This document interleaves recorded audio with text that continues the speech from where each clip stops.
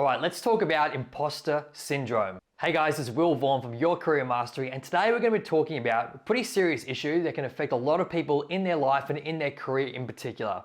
And that is imposter syndrome. Now, this can affect people when they get into a role or a stage in their career where they don't actually start to believe that they deserve the success that they've got, or they don't believe that it was deserved or rightly or legitimately achieved in their career. Now, this is a pretty awful thing, right? To think that you've gotten into this great position that you're happy about, that you work towards, then all of a sudden you feel like you don't deserve it. Like you're not actually good enough, that you're not meant to be there in the room with these people working on these particular projects. So in this video, I just want to share my thoughts on it. I'm by no means a qualified psychologist or anything like that, but if we were sitting down together over a cup of coffee and we were sharing our thoughts on it and talking through it, I guess here's some of the things that I would suggest. But if you're in a real bind and having serious mental health issues around this particular topic, I highly suggest you go and seek professional help. Now that said, I've definitely been in situations in my career where I'm like, oh my God, I'm not the smartest person in the room. I'm with some very senior people. Am I even meant to be in here? Am I offering any value? And I can see how this line of thinking could start to trigger what could end up being imposter syndrome, sort of full blown. But I think it really starts with comparing yourself to others. So you're in a room with people who are maybe more senior than you, who are more advanced in their career and more knowledgeable, maybe more experienced.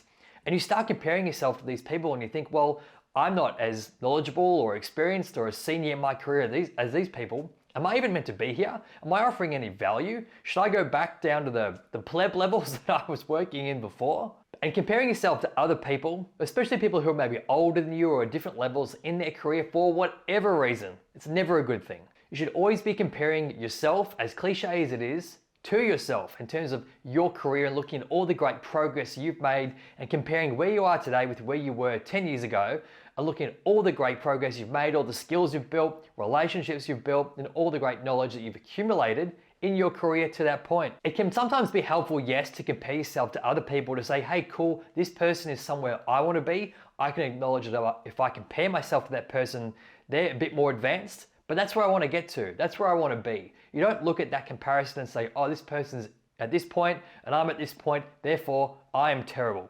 That's not the right way to go about it. So if you're going to compare yourself to other people, you want to do it from a learning perspective and in a way that's actually constructive for you, not in a way that ends up with you beating yourself down and tearing your self-esteem apart because you're judging yourself against another person. That's really just not the right way to go about it. But also, right, here's the other point. If you are in a room with people who are more senior, more experienced, maybe smarter, maybe more knowledgeable, maybe a bit more wiser in their career and in their role, that's okay that you're not at the same level as them. And it's important to accept that in a lot of situations, we don't have all the answers, and that's totally fine. In fact, that's actually a really good thing. So the fact that you're in this room with people who are maybe a bit more advanced in their career than you, who've got more experiences and more skills, that's great. That's where you should be because that's where you are going to learn. If you're only surrounding yourself in your career with people who are at the exact same level as you or below, you're not being challenged. You're not learning new things. You're not gathering new insights. You're not aligning yourself with people who can become mentors for you in your career. So if you do start to feel a little bit of imposter syndrome, come on, maybe it's actually a good thing because you're actually showing yourself, you're putting yourself into new situations, new experiences and new challenges, new projects with people who are going to teach you things. You're in the room with people who are more senior, you're going to learn things, you're going to grow. That's going to help fast track success in your career at an incredible rate because you're going to start learning things from being exposed to these people on a regular basis. So just to reiterate that point, if you feel like you're in the room and you're not the smartest person, that is a very good thing because you're going to learn from all those smart people and that's going to help advance your career forward. But don't use that comparison as a way to tear yourself down and say, oh look, these people are all so much more smarter than me, so much more experienced. Look at me, I'm terrible, I'm good for nothing, I'm offering no value. Because I guarantee you, there is a reason that you are in the room with these people. You have been chosen for a reason to be put in a role or selected to participate in a particular project because you have got value. You have been chosen and you're there for a reason.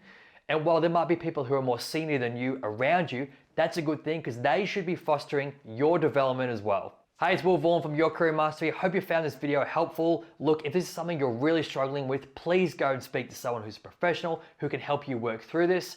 If you found this video helpful, please leave a comment below and don't forget to subscribe to the channel. More videos coming out each and every week. And I wish you all the best with your career in 2023 or whatever year you are watching this video.